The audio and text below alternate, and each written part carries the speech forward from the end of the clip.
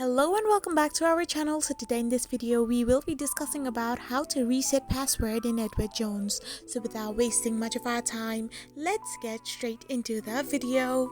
So first and foremost, all you need to do is simply tap open your Edward Jones account.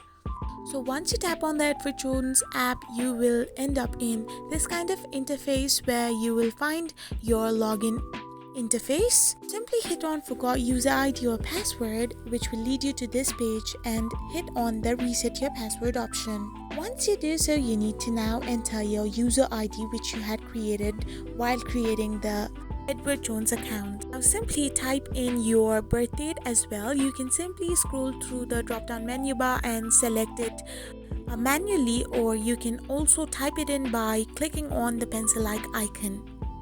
So once you have set your birth date according to your information which you had given while creating the account previously, you can simply now type in the social security number or your 4 digits of your SSN number.